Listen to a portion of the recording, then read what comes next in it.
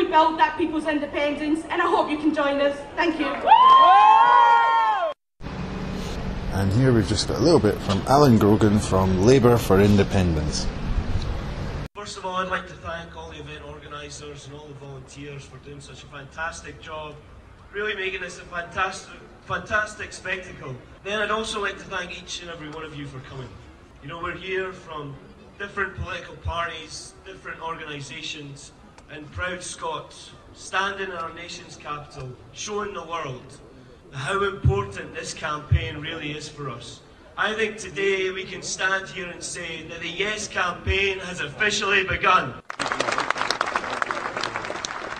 Now, for those of you who aren't familiar with the Labour Voters for Independence, you're probably wondering why a Labour Party member is standing on stage here right now at an independence rally.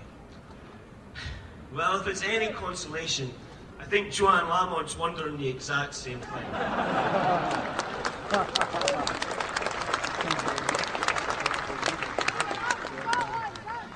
I've always been a Labour supporter. I was brought up as a Labour supporter in a Labour family.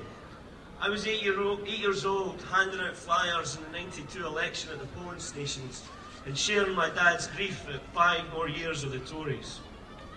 I also remember in 1997 having such high hopes, and although some good things were done, the 13 years of a Labour government was met with regular disappointment. I started the Labour for Independence campaign on the Facebook and the website because every time I approached a Labour politician or a higher up about supporting independence, I was told to vote for the SNP. I wanted to see if I was alone, if I was the only one who felt like this. But the support that we've received has shown that I am not alone, that there is many more like us, that we are just the unheard and ignored voices of the Labour Party.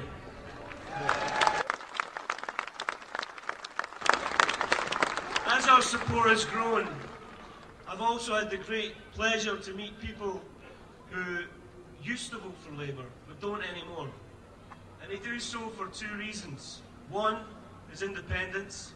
The other is because they feel let down and betrayed by a party who no longer represents them or the people of Scotland. Well, we are here today to say to them that they did not abandon Scottish Labour Party. Scottish Labour Party has abandoned them. For the next podcast, which will be next week, we're going back to our normal format, which will be an interview. I've already recorded a few, and I need to choose which one I'm going to give you next, but we'll see. For the moment, I think we're going to finish up with Alan Bissett performing Vote Britain, and if you haven't heard this before, I'm sure you're going to enjoy it. And I'll speak to you next time. You might have seen it on YouTube. If you haven't, have a look. It's called Vote Britain. People of Scotland, vote with your heart.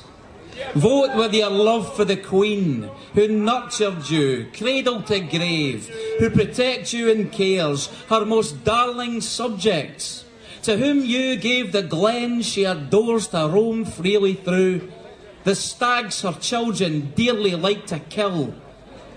First into battle, loyal and true, the enemy's scared of you.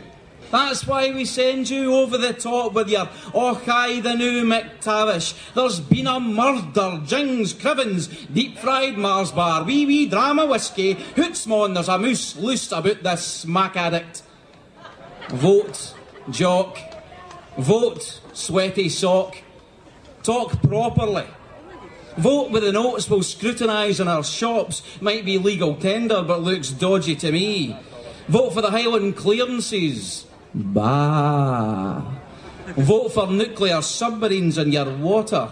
Vote for the Olympic Games you didn't vote for, but you'll pay for it. You'll pay for it. Vote Conservative. Vote Lib Dem. Vote Lib-Servative. Vote Con-Daber. Vote with a chip in your shoulder. Vote Labour. New Labour. Old Labour. Scottish Labour. Get back in line, Scottish Labour. HQ in Solihull will issue their commands to you shortly. In the meantime, just keep the vote flowing in from up there. Thanks. Goodbye.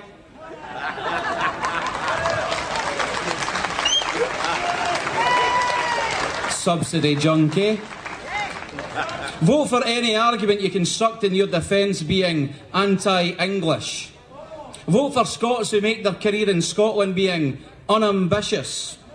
Vote for enjoying your own culture being so parochial. Vote God Save the Queen and that bit about us crushing you all. Hush. There. Vote for Scotland being referred to as a region, like, say, Yorkshire or East Anglia.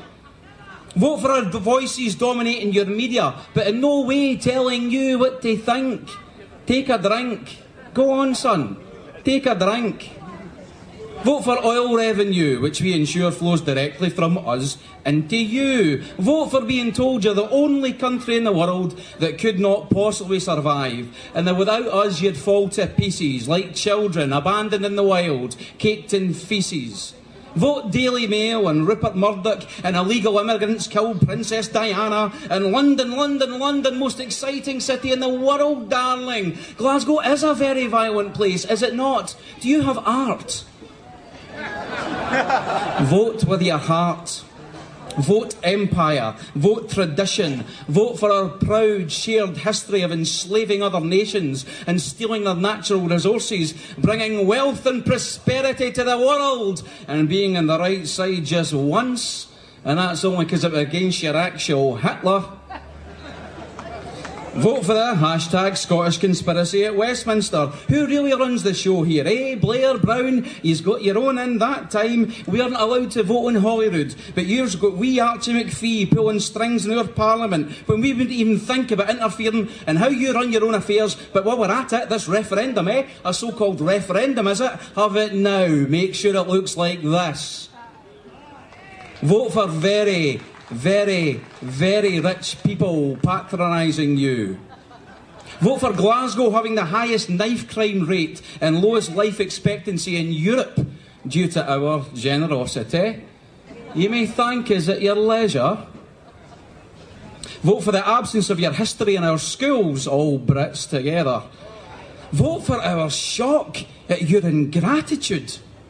Vote for us saying, when you open up your porridge mouth. Vote for bafflement about why you want the England football team to lose. We always want the Scots to win, except in referenda.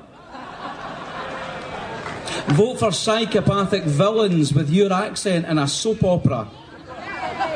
Vote for tuition fees and student loans, and ensuring that the brightest of your working class, since you still insist upon the term, although our leaders had it banned, will one day rise and take their place in this great land.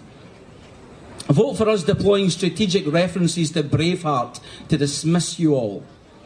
Vote for Robert Burns being called by Paxman sentimental doggerel. Vote for the Iron Lady.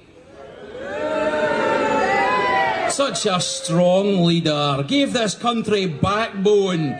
He didn't really want those unions, industries and council homes. Just made the place look tatty.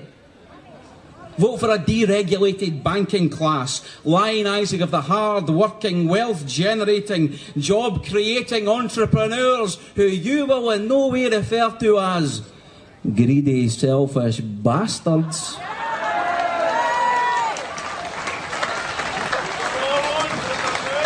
Give them your taxes. Vote for foreign war.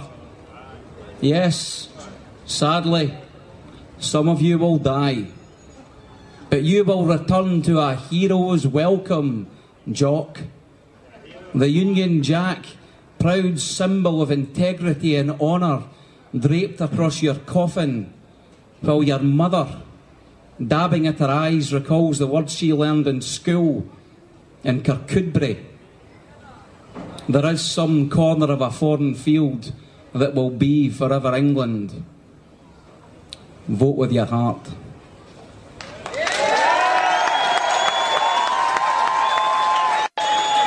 Alan Bissey.